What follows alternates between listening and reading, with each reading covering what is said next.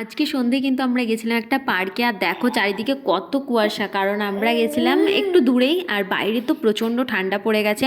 আমি ঘরের মধ্যে থাকি বলে বুঝতে পারি না অতটা। আর আমার মেয়ে তো ঘরের মধ্যে থাকতে থাকতে প্রচণ্ডই বোরিং ফিল করে, তো সেজন্যই ওকে একটু ঘোরাতে আর আমারও একটু ঘোরা হয়ে যাবে সেই সুযোগে। তো সেজন্য কিন্তু আমরা চলে গেছিলাম এই কাছে একটা পার্কে। আর দেখো আমার মেয়ে প্রচণ্ড খুশি, নিজের মনে হাঁটছে, খেলছে প্রচণ্ড আর সব কিছু দেখছে। আর ওকে আমরা গিয়ে পুরোপুরিভাবে ছেড়ে দিয়েছিলাম যে ও নিজের মতো পুরো দিকটা মানে এনজয় করুক, হাঁটুক, খেলুক, সব কিছু হাত দিক দেখুক। তো সেজন্য কারণ বাড়িতে তো আমরা ওকে সবসময়ই দেখে রাখি আর ওইটুকু জায়গার মধ্যেই ওকে থাকতে হয়। তো সেজন্য ওকে নিজের মতো আমরা ছেড়ে দিয়েছিলাম। আর এখন যেহেতু ও হাঁটতে পারে পুরোপুরিভাবে ভালোভাবেই, তো সেজন্য দেখো আমরা বসে আছি আর ও নিজের মতো হাঁটছে। অবশ্যই আমরা ওকে সবসময় চোখে চোখে রাখছিলাম, তো তারপরেও আমরা কিন্তু বসে আছি আর ও হাঁটছে। এটা দেখতেও খুব ভালো লাগছিল আর তোমাদেরকেও দেখাচ্ছি দেখো। আর এই মুহূর্তগুলো আমার থেকে যাবে, সেই জন্য কিন্তু শেয়ার করা, কারণ আমার মেয়ে বড় হবে তখন এগুলো সব দেখবে, তো ওর ভালো লাগবে।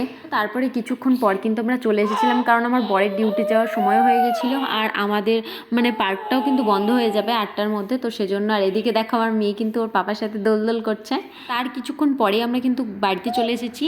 তো চলো আজকের মতো গুড নাইট, টাটা সবাইকে, সবাই ভালো থেকো, সুস্থ থেকো। আজকের